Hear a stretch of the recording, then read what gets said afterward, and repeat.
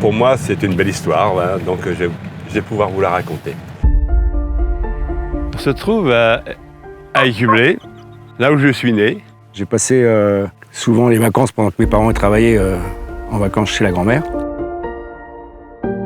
En fait, on fête le cinquantenaire du groupe Berthaud. Hein. De toute façon, c'était l'époque où on faisait des choses. Oui, mais on continue à faire des choses.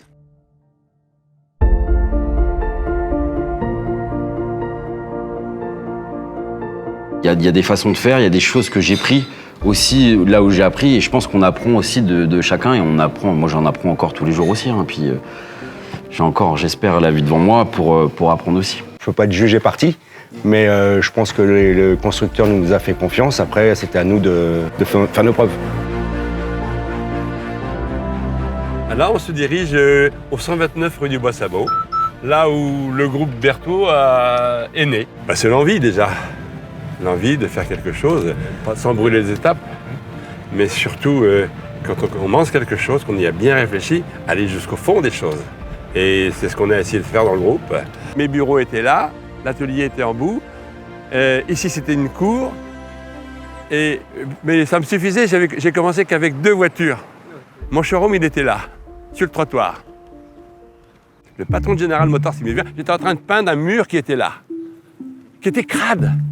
Et j'avais un vieux chapeau, j'avais des survêtes, et le type me dit « Je cherche Monsieur Berthaud ». Et je descends, je dis « C'est moi, Monsieur Berthaud ». « Ah, vous, Monsieur Berthaud ?»« Ah oui, mais écoutez, si vous voulez, j'habite à côté, j'habite au Burger, dans 1 heure on se retrouve, on s'en va à la Grande Falaise, et je vais vous expliquer mon projet. » Il était accepté, voilà.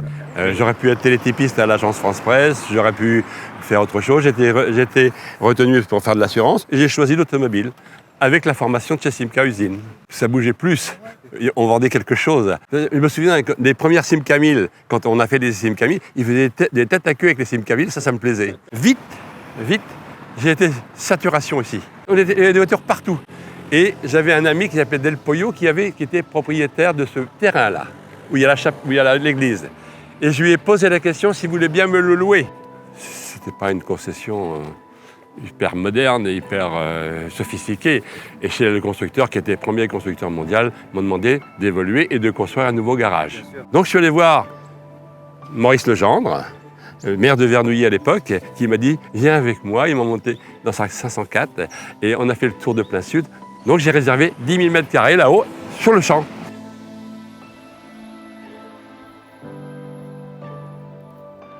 J'habitais ici au 6e étage. Et je prenais cette route-là pour emmener mon fils à Marcelin-Berthelot tous les matins. Alors je déposais Laurent, le premier le matin, là. Et alors je me rappelle, il était toujours comme ça. Et on regardait partir.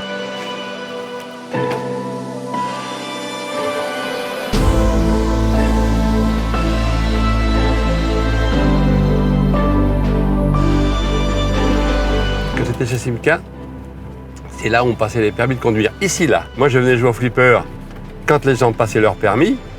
Et quand ils avaient leur permis, je leur vendais des voitures. Endroit stratégique. Et j'étais le seul à faire ça. Ça, c'est la première étape, 82, à plein sud. D'accord? Les 10 000 m² dont je vous parle. C'est comme ça que j'ai fait la concession, tiens, avec Laurent, après, qui s'appelait Royal Motors.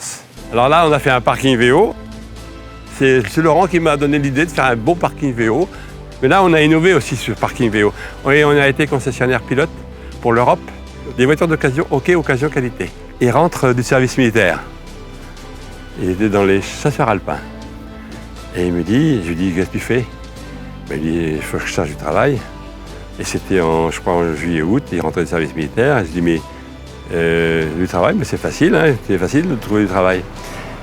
Et puis, non, pas en ce moment, c'est pas facile. D'accord. Alors, tu sais pas ce que tu vas faire. Tu vas aller acheter une cravate et tu vas venir vendre des voitures d'occasion avec moi. Et je l'ai emmené là où il y a les voitures utilitaires de chez Opel, vendre des voitures d'occasion. Premier jour, il y avait 2-3 vendeurs et lui, il était là, tout jeune, 22 ans, 23 ans. Des petits gens qui rentrent et puis lui, il leur tombe dessus. Et puis ils viennent me voir, me disent, tiens, ces messieurs, dames, ils avaient une 2 chevaux, ils ont eu un accident, ils recherchent une 2 chevaux. Ben, je dis, t'en as une là, vas-y, voilà. Alors, Premier jour, il prend un 2 chevaux, il fait un essai. Au retour, il vient me voir, me dit « Papa, il discute le prix ».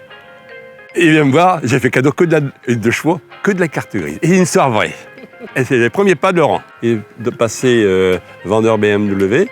Et c'était un champion des ventes BMW. Et puis un jour, il s'est fâché un peu avec le chef des ventes. Il a dit, je m'en vais. Ok, non, tu t'en vas pas. T'as mis combien de côté? Et il m'a dit, tant. Et j'écoute. Je mets autant et on crée Royal Motors. Histoire vraie. Donc on a démarré là avec rien. Qui c'était donc Mazda et Kia premier. Salut messieurs. On a de la chance, hein. Elle est gentille? Oui, je suis gentille. Et là, Laurent, je l'ai surveillé, il était tout jeune. Hein. Il avait, d'ailleurs, tu verras, il avait 24-25 ans quand il est pris la concession. Moi, je l'avais à l'œil. Mais il ne doit pas le regretter quand même. Ben, pour vendre des voitures, oui, il était bon. Ah oui, il était bon. Hein. Oui, et c'est pas toujours facile pour ceux qui m'entourent. Mais le résultat, il existe. Et Laurent, je crois qu'il fait aussi avec sa rigueur. Et là, vous avez vu la propreté des garages, vous avez vu tout ça, donc c'est sa façon de faire, sa façon de penser. Il n'est pas premier de France en indice satisfaction client pour rien, donc c'est grâce à sa rigueur. Ah bah oui, il faudrait être fou. Non, mais moi, je suis très content de son évolution, de sa réussite. Et voilà, non, mais moi, ça serait... Enfin... Ça ne vient même pas l'idée de penser le contraire. Non, il sait aussi qu'il peut compter sur moi. Même s'il n'a plus besoin de moi, il peut compter sur moi. Voilà. Y compris Martin, y compris toute la famille. On se trouve en forêt doménale de Châteauneuf, en Thymerais, en Eure-et-Loire. Ça me rappelle mon enfance quand j'étais jeune et que je venais souvent ici. Ah oui, ça fait partie de la famille. On a toujours eu des chiens. Donc c'est vraiment notre animal de compagnie. J'ai l'arrière-grand-père, le grand-père, le fils et le petit-fils maintenant qui a 1 an qui court avec son grand-père. Voilà. Ouais, c'est un exutoire, carrément. Exactement. Ça permet de s'échapper un peu de temps en temps du quotidien des affaires. J'ai passé un BTS action commerciale. Ensuite, j'ai travaillé un peu, j'ai fait tous mes stages chez Renault, à Paris, Renault Étoile. Ensuite, je suis parti au service militaire et quand je suis rentré de l'armée, j'ai intégré le groupe. Je ne sais pas, j'ai essayé en tout cas de donner le goût du travail bien fait, comme on me l'a appris, la satisfaction client, d'être orienté client, qui est notre principal objectif. La rentabilité, c'est important, mais je pense que notre priorité, c'est avant tout la satisfaction client.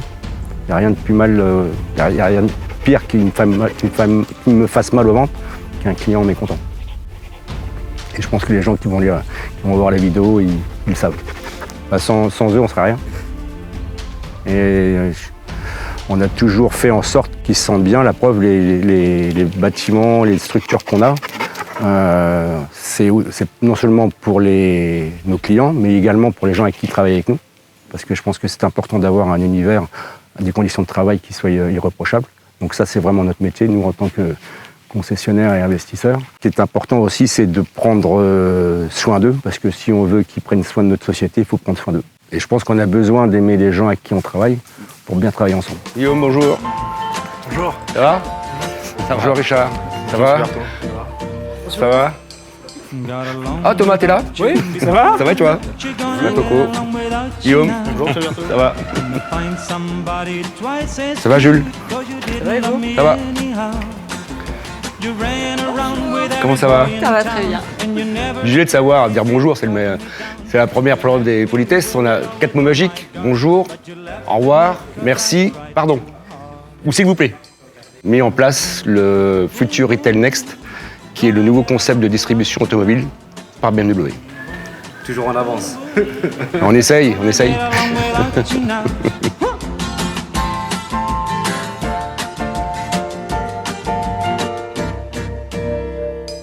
Donc la concession, elle a 6 ans. Et aujourd'hui, ici, c'était un champ. Il se vendait évidemment 0 voiture. Et aujourd'hui, on fait à peu près entre 9 et occasion, un peu plus de 800 voitures. Donc le parc des véhicules d'occasion, également le même système que chez BMW. J'ai voulu avoir exactement les mêmes critères de qualité de construction qu'à côté. Je le dis souvent, c'est toujours la première impression qui reste.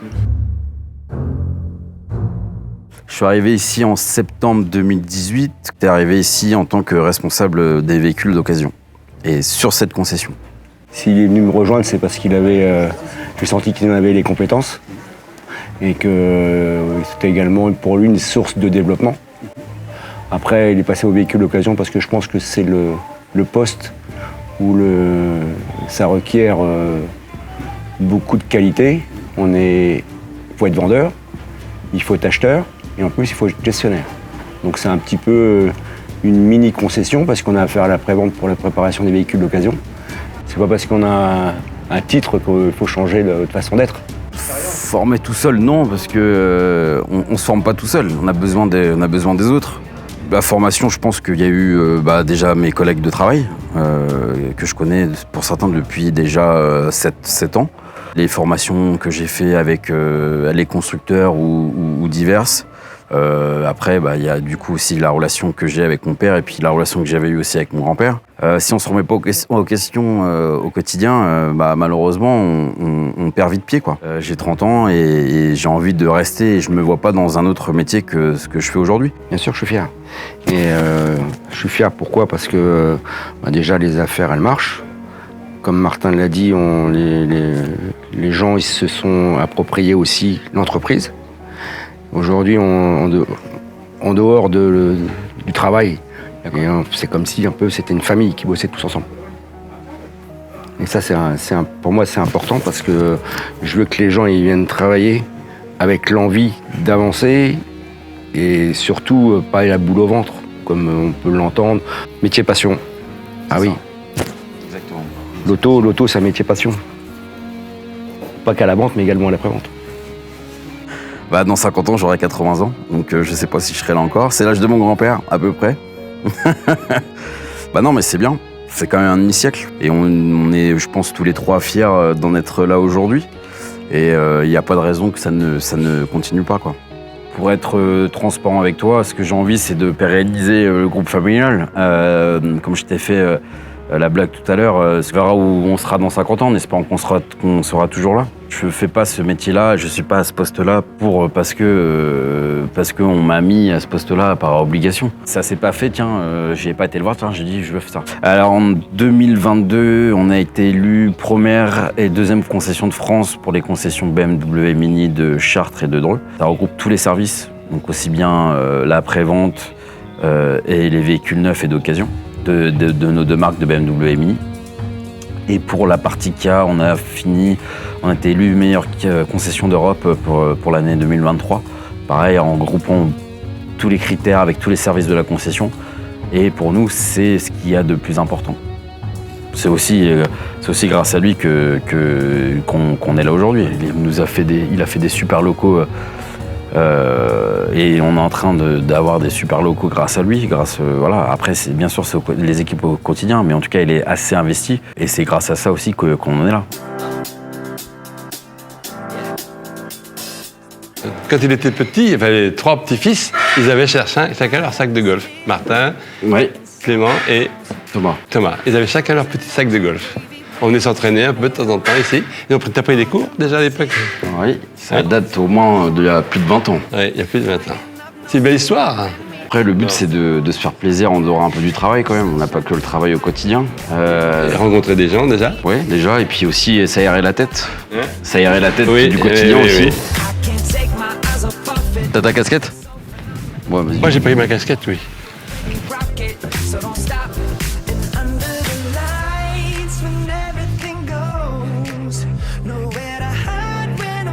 Ah, vas-y, on peut taper une balle là, dessus.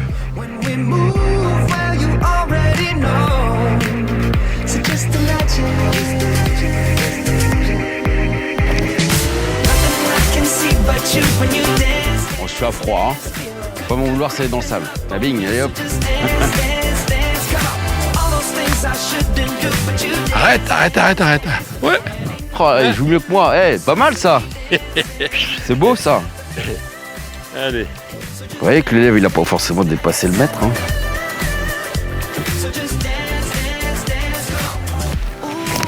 Bien. Super. Belle sortie. Merci. À toi de jouer.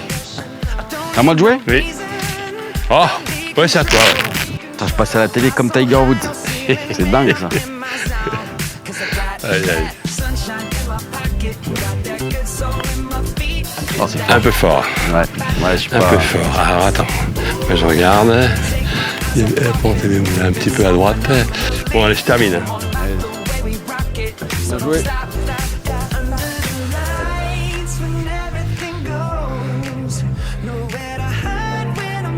Bravo. Oh, dommage. Ça méritait mieux. Si on veut être retenu aux Jeux Olympiques, j'ai dit tout à l'heure, il faut qu'on s'applique.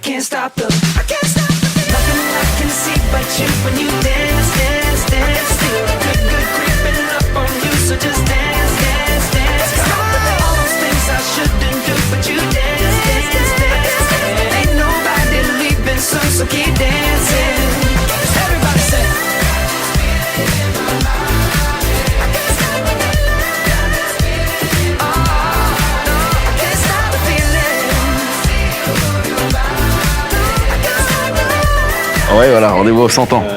Si je peux dire, le groupe Berthaud, c'est un peu une famille, quoi. Histoire vraie.